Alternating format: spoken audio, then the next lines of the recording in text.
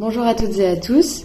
Ce mois-ci, on se retrouve avec une vidéo toute particulière où l'on va parler des femmes dans le monde du travail. Cette vidéo concilie 3 objectifs du développement durable qui sont l'égalité des sexes, la réduction des inégalités ainsi que la relation de travail en lien avec la croissance économique. Nous allons donc nous intéresser au rôle des femmes sur les marchés du travail en identifiant des difficultés qu'elles peuvent être amenées à rencontrer dans ce domaine et ses conséquences pour la société. Mais quelle est l'origine de cette inégalité ? Depuis la révolution industrielle du 19e siècle, la répartition du travail s'impose. Les hommes à l'usine, les femmes à la cuisine. Même si une petite partie des femmes travaillaient à ce moment-là, elles étaient plus souvent cantonnées dans les tâches considérées comme secondaires et dans les secteurs considérés féminins, comme les textiles et la couture. À partir de la Première Guerre mondiale, elles commencent à travailler dans différents secteurs comme la métallurgie, la chimie et les postes d'administration qui étaient considérés comme réservés aux hommes. Tout cela en continuant à s'occuper des enfants et du travail domestique. Malgré la croissante présence féminine sur les marchés du travail, l'introduction du principe à travail égal, salaire égal n'est introduite qu'en 1972 par l'État français. Et même aujourd'hui, nous ne sommes pas encore en situation d'égalité avec les hommes. En pratique, la participation des femmes au marché du travail est moindre que celle des hommes. En termes d'employabilité, 79% des hommes ont un emploi, tandis que seulement 67% des femmes en ont un. Il y a donc un écart de 12 points de pourcentage entre les deux. Cela n'est pas relatif à leur qualification. Selon la Commission européenne, il y a plus de femmes que d'hommes qui obtiennent des diplômes universitaires en Europe. Cependant, ce sont les plus susceptibles d'assumer des responsabilités en tant que parents ou s'occuper des membres de la famille âgés ou dépendants, nécessitant donc de réduire les heures de travail ou d'arrêter de travailler complètement. En termes de secteur, 3 femmes sur 10 travaillent dans le secteur de l'éducation, de la santé ou de l'assistance sociale. Ces secteurs étant traditionnellement les moins payés, tandis que seuls 8% des hommes sont présents dans ces secteurs. D'autre part, quasiment un tiers des hommes travaillent dans la science, la technologie et les mathématiques, secteurs meilleurs payés, tandis que seulement 7% des femmes travaillent dans ces secteurs. Quant à leur position hiérarchique, les femmes sont souvent sous-représentées en tant que décisionnaires. Elles n'étaient que 6,7% des présidents des conseils et 6,5% des PDG en octobre 2018 en France. En ce qui concerne la rémunération, les hommes percevant un salaire 16,3% plus élevé que les femmes au même poste dans l'Union européenne. Cet écart n'a quasiment pas changé dans 10 ans. Et ce n'est pas tout. Il est important de remarquer que la participation des femmes sur le marché du travail n'est pas homogène et que la situation leur est encore défavorable. Les femmes étant considérées comme vulnérables, comme par exemple les femmes âgées, les mères célibataires, les femmes handicapées, les femmes issues de l'immigration et des minorités ethniques où la discrimination est encore plus élevée. La situation de harcèlement sur le lieu de travail peut et doit être dénoncée. Des moyens légaux pour y parvenir sont trouvables facilement sur Internet et des associations existent également pour écouter et aider les personnes victimes de ce type de comportement. Une journaliste engagée dans la lutte pour les droits des femmes a accepté de se confier à nous pour nous parler de son expérience en rédaction. Avez-vous l'impression que les femmes journalistes sont respectées de la même façon que les hommes ? Personnellement, j'ai travaillé plutôt en presse féminine justement parce que quand j'ai fait des passages dans des rédactions d'actu plus générales, j'ai observé une différence de traitement importante. Pas forcément au niveau des sujets qu'on va traiter, même si spontanément on voit quand même que les femmes vont se diriger plutôt vers des sujets santé, des sujets plus psycho, des sujets autour de la maternité et que les hommes vont choisir des choses plus hard, des faits divers, police, justice, des choses comme ça. Il y avait quand même une inégalité de traitement au quotidien, avec une façon de nous parler qui était parfois assez paternaliste, des directives qui étaient données de façon beaucoup plus précise, comme si on n'était pas capable de s'émanciper dans notre façon d'écrire ou dans la création de nos angles.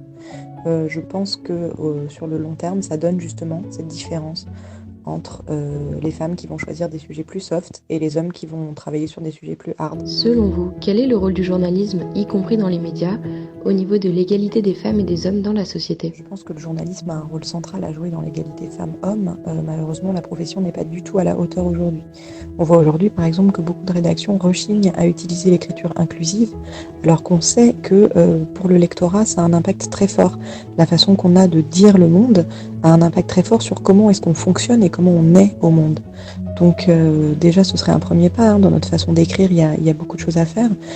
Et par ailleurs, on véhicule toute la journée énormément de clichés dans nos écrits.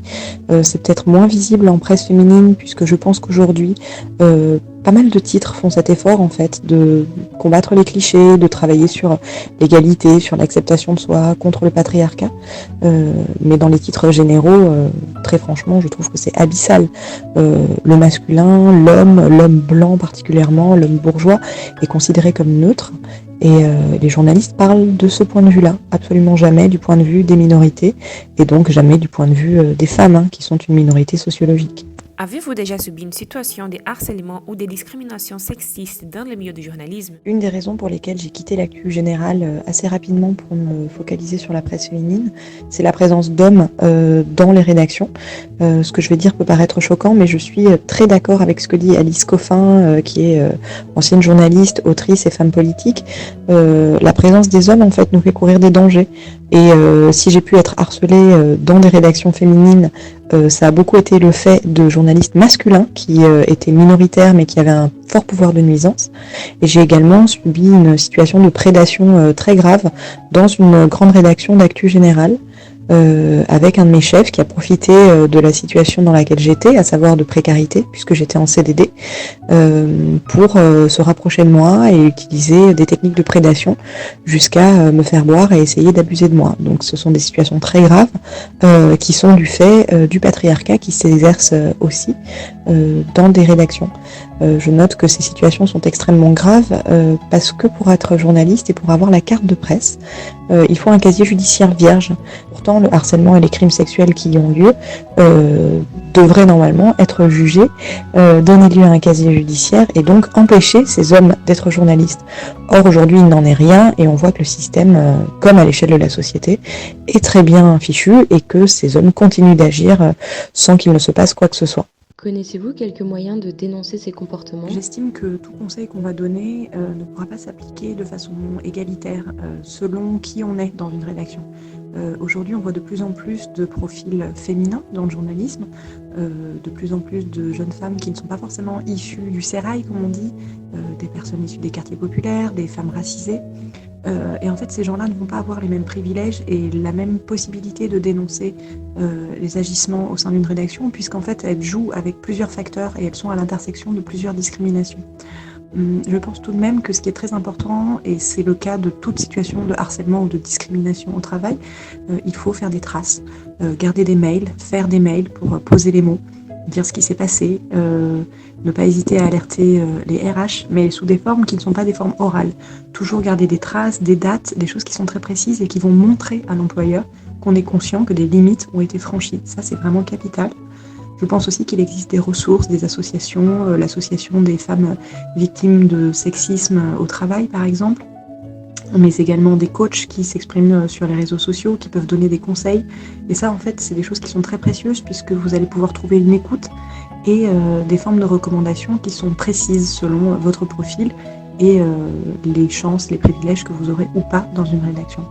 Le gros problème restant évidemment la précarité et le fait que le journalisme est un petit milieu. Donc il y a toujours la possibilité de se faire griller. Et d'ailleurs, les harceleurs moraux, harceleurs sexuels profitent tout à fait de ce type de phrase en disant « si tu parles, tu risques d'être grillé par ailleurs ». Moi, j'ai déjà entendu dire que des journalistes qui s'étaient exprimés, qui pourtant étaient des femmes connues, qui avaient un certain nombre de privilèges et une vraie place dans les rédactions, eh bien, on les faisait passer pour des folles, des emmerdeuses, parce qu'elles avaient pu dénoncer ce genre de pratique. Il y a un vrai travail à faire aujourd'hui dans le milieu journalistique, comme partout, mais on voit que des affaires comme l'affaire PPDA sont très médiatisées et qu'il y a de l'éducation à faire dans les rédactions et auprès du public, puisque malheureusement aujourd'hui le public est majoritairement du côté des agresseurs présumés et non pas des victimes présumées. D'autres moyens de dénoncer ces comportements ont aussi émergé avec les réseaux sociaux. En effet, le mouvement MeToo a permis de libérer la parole de beaucoup de personnes, notamment des femmes, pour qu'elles puissent parler des abus qu'elles subissaient. L'égalité des sexes est en soi un objectif de développement crucial qui répond à des enjeux moraux et sociétaux. Elle a également un intérêt économique conséquent. La réalisation du plein potentiel économique des femmes aurait un impact majeur sur la croissance des économies, qui perdrait environ 370 milliards d'euros par an à cause de l'écart des sexes. Pour toutes ces raisons, l'inclusion des femmes sur les marchés du travail est un impératif à la fois social et économique, en plus d'être fondamental pour atteindre les objectifs de développement durable. Merci à vous d'avoir suivi cette deuxième vidéo. N'hésitez pas à la partager autour de vous, ainsi qu'à nous faire part de vos impressions, de vos idées ou de vos conseils dans l'espace commentaire. Si vous voulez aller plus loin, toutes nos sources sont en lien dans la description de la vidéo et on espère vous retrouver nombreux et nombreuses pour la prochaine vidéo concernant les femmes et l'éducation. À très vite!